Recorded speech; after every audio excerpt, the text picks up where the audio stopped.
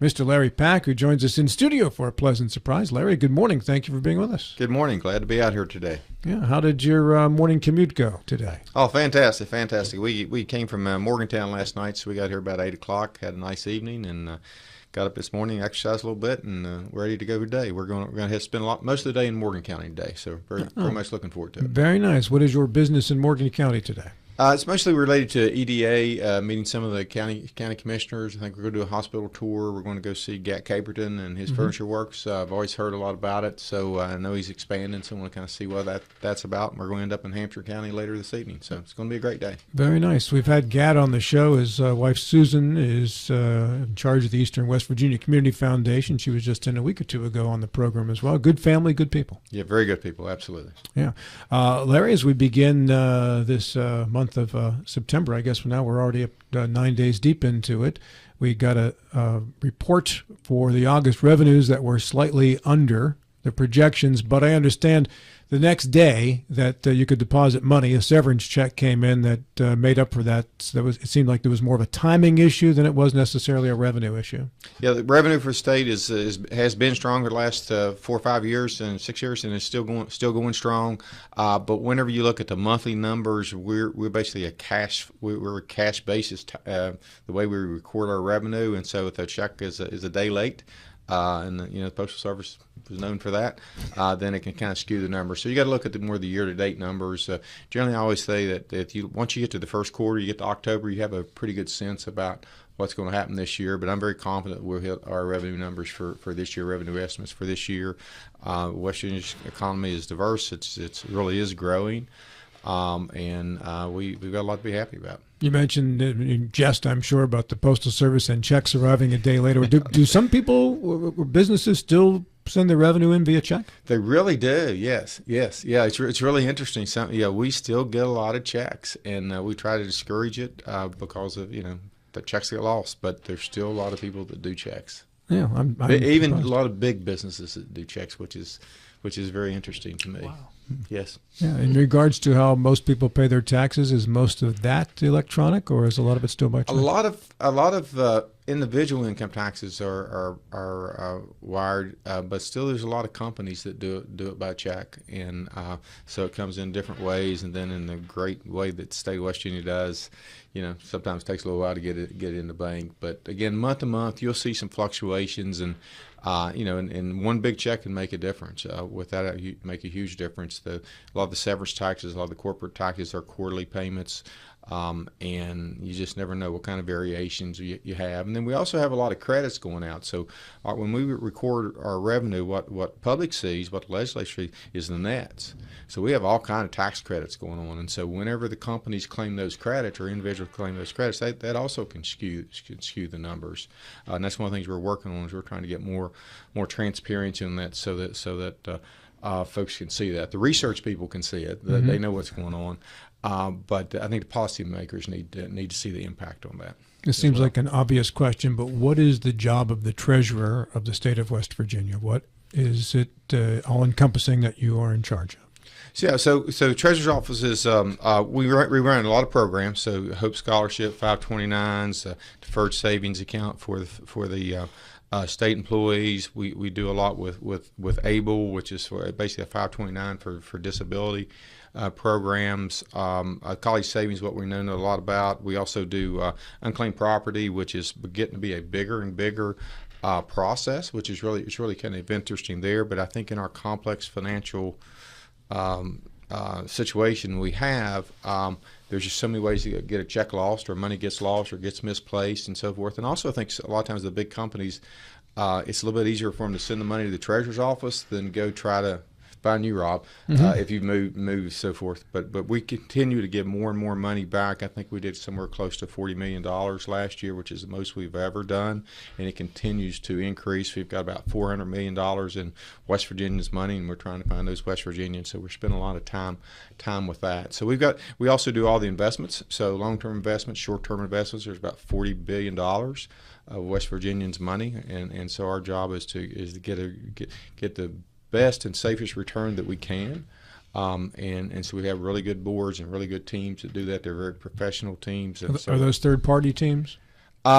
We hire experts, right? So we have in-house experts, and then we have outside folks that are kind of helping us place the money and so forth. And then we have a consultant that helps us to make sure that the outside folks. So it's a really good situation to set up. I inherited most of it, so I don't take credit for it. So, so much of what you do in life is you stand on the shoulders of people that preceded you. Mm. So, Treasurer Moore did a really, really good job, or Treasurer Perdue as well. A lot of systems were put in place after the A. James Mansion situation of many, many years ago. And those of us old enough to remember. Oh, yes, yeah. and thankfully so. And so the state is really benefiting from a lot of those structures and systems that were set up many years ago. And my job is just to keep it rolling and keep it on the rails. But I'm also the state's chief financial officer, and so from chief financial officer, in private sector, chief financial officer gives advice to the board of directors, gives advice to the CEO. And generally long-term advice, right? And so that's what we do. We talk, and if it has a dollar related to it, we talk about it. We try to give advice to the policymakers so they can understand a little bit longer deal. It's hard to do that when you're in the legislature. Our legislature is part-time legislature, 60 days. Okay, now they go in for a day, a month, whatever, but basically it's a 60-day deal. And so their pace is pretty quick, and it's hard for them to look far out, right? And what I found after my 40 years in the private sector going to Governor Justice office is that even the governor doesn't have time, and his team doesn't have time for really long range plans or look ahead, because there's always something that's happened. Mm-hmm. Right? There's a CPS situation, there's a jail situation, there's a road situation, there's a flood, there's this, there's that. And so a lot of times the events of the day will kind of rule. And every governor fights that, and his team kind of fights that. So we're in a unique position that we can take those long-range views. We can make suggestions. We can say, hey, maybe you ought to look at it this way, maybe you ought to look at it that way. Give that information to the legislature, give that information to the governor. Again, the legislature gets the final approval on what we spend and how we spend it and how we collect it. But I really think that's a big part of the role. And my 40 years of healthcare, 40 years of business, 40 years of CPA, that's something I'm really suited to do. So I'm really enjoying that, without a doubt. I also do a lot of stuff with economic development. That's all I ever did. I mean, that's what I did for the entire private sector. So I got really strong views on that and try to encourage businesses, figure out what they need, how can I help, how can I be. And I serve on the EDA board as well. So we got a big portfolio. We're doing a lot of good stuff, and it's fun. You are elected by the people, but other than the people, do you have a boss? No. I've really been blessed in life. I've had basically three bosses. I worked for my dad, and when I started as a CPA, I had a boss for about 4 or 5 years, and then I didn't have a boss for a long time, and then I had got used to Governor Justice, my boss, for a couple of years, so that was kind of interesting. I got a lot of stories there. So I really don't know. He seems like he'd have been a great guy to hang around with. He's a lot of fun. He's a lot of fun. He's very big picture. He likes to laugh. He likes to joke. You got baby dog? Yeah, you get to hang out with baby dog. I got lots of baby dog stories. He doesn't hold grudges, which I think comes from being a coach. Right, the game's over. Let's go to the next game. That's a good context. Right, and he just keeps going. And he also focuses on, he's a CEO, right? So a true CEO. He focuses on 4 or 5 things. Let's stay right on these 4 or 5 things. Not the other stuff are not important, but let's get the most important. And for him, it was always jobs, roads, tourism, teachers, teacher salary. So we just stayed kind of right on those things, and definitely water and sewer and broadband. But stay right there. And the other stuff, we got to do it, but these are the main focus. Still has a very high popularity rating in the state. Mm-hmm. Matt Miller. You mentioned economic development, and you're actually in the Eastern Panhandle related to that in Morgan County onto Hampshire County. How are things in the state as far as that economic development? Are we where you think we should be? Are we moving in the right direction to get where we want to be? I think we've made a lot of strides as a state over the past 6 years, which took a lot of work from the legislative leadership, and also Governor Justice. So it was really a team approach. You remember that President Blair talked about the speed of business. He didn't really mean we were working that fast, but he meant that we were putting a priority when a business wanted to come to West Virginia. We worked really hard to be able to answer their questions, get them all the information they needed, and sell West Virginia. That's what we tried to do. We also put in policies and different incentives to bring people to West Virginia. We live in a competitive world. Our states all surround us. They're actively looking for jobs. They're looking for businesses. They're buying jobs. Particularly, I wish we didn't have to do that, but buying jobs is giving incentives. It could be incentives for infrastructure. It could be training. There's lots of different things it could be. Our surrounding states do that. We have to stay in that game. So I do think we've made a lot of strides. Without a doubt, the Eastern Panhandle is leading the way, and Morgantown is leading the way in West Virginia. We're so thankful that somebody had the foresight many years ago to put I-81 through Berkeley County. We should build a statue that person or people one of these days. But you just see how it's going, and so I do think we're going the right direction, but we've got to keep our foot on the gas. You talked earlier about looking ahead to the future. Again, from an economic standpoint, maintaining balanced budgets and surpluses. There's a lot of controversy over income taxes. Should we do away with it and all of that? Again, your thoughts as you see the money on a regular basis. Again, we're moving in the right direction. Yeah, I was very proud to have led the tax cut initiative for Governor Justice a couple years ago, and I've got the bruises and scars to prove it. I thought it'd be a lot easier to get a tax cut through, and it wasn't. But there's 2 or 3 reasons you do a tax cut, and I think the number one reason for Governor Justice was that he knew how hard our taxpayers worked and how tough inflation had been on our taxpayers. So there's no tax cut that's insignificant with if someone's trying to balance their home budget. So we knew we wanted to help our taxpayers. But the other thing, we saw how our states around us are lowering their personal income tax rates. Right? So again, we're in a competitive world. People understand that. We're a border state. Most of our population lives on the border. So we wanted to do that. But I think the third thing was, and sometimes people forget about that, is we also wanted to make sure that government didn't grow.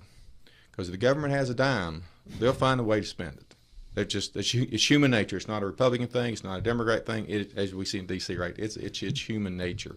So we want to restrain the growth of government. And so I think we did a really prudent tax cut. We got it around 30%, but we need to continue to go further. And so I talk a lot about how we should do that, what I think we should do, but we do need to keep moving the ball forward on that. When you talk about moving forward and how to do that, how do you see as a good way of continuing to do that? And we'll have some policies and some things coming out in before the session. But I think the big thing is we need to stop asking. We need to ask government to do less. So the way government happens is we just continue to layer things on top of each other. So every year some legislature comes up with an idea, let's do this program or let's do that program. And it's happened since our inception. And we almost never take anything off. The last time we took anything significant off was under Governor Manchin when we privatized workers' comp. Before that, you got to go back to Gaston Caperton. Got out of the liquor business, the first thing you did. But we also got out operating a lot of hospitals, nursing homes, some other stuff. Our government's too big and it's too powerful, and so there's core things we must do, only we can do. If we get rid of some of this extra stuff, if you will, we'll do a lot better at the core. Mike Gallers Jr.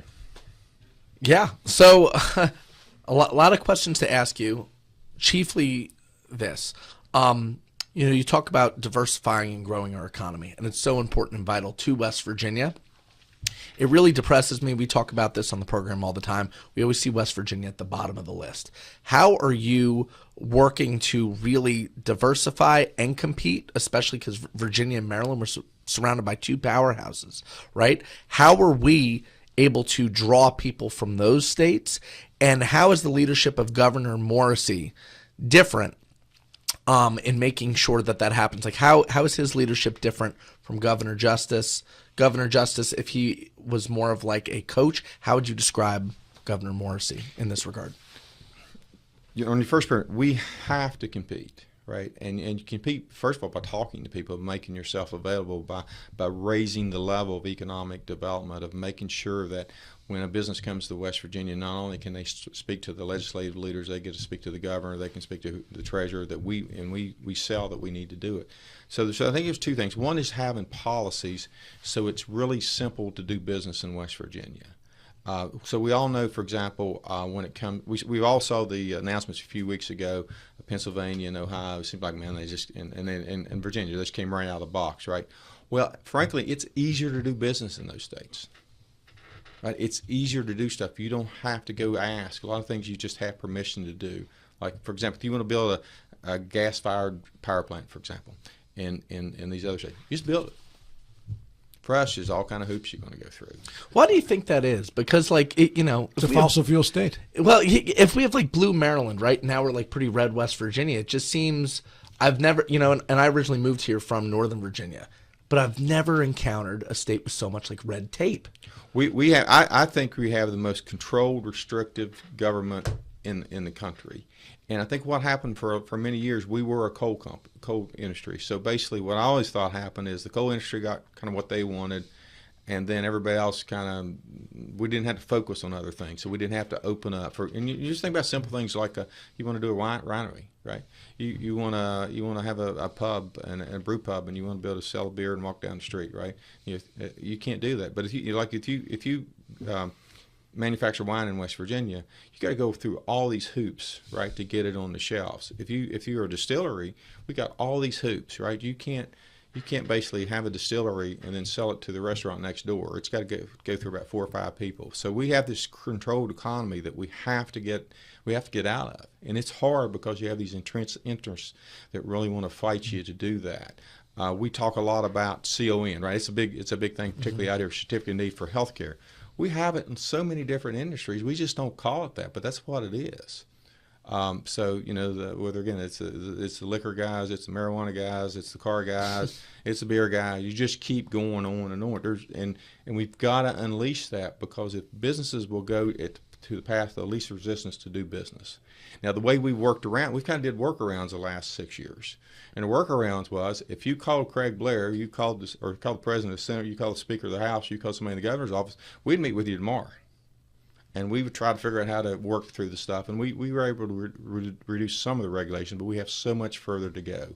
But that's how you do it, because, again, businesses will go to the easiest place to be able to execute their ideas. And you're exactly right. The states around us, they're powerhouses. They got their act together. Yeah. So do you think? Governor Morrissey certainly seems to understand this.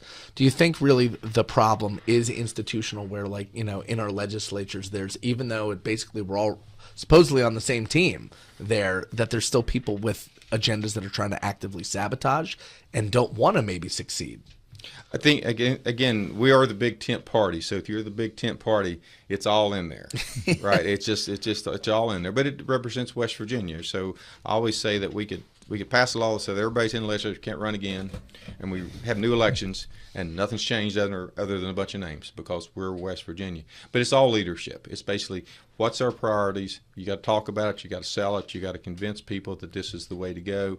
And sometimes you got to take smaller steps. So sometimes it's not necessarily big steps, but you continue to take small steps. So economic development, I think, is the number one. I think it's my number one job. I think it's everybody that's in state government's number one job, is to bring jobs. Because if we bring jobs to West Virginia, we can solve most of our problems. Or at least we can really impact most of our problems. Final couple of minutes with Treasurer Larry Pack. On Monday, your office released this information. Treasurer Pack announced his projected Hope Scholarship budget drops by $70 million.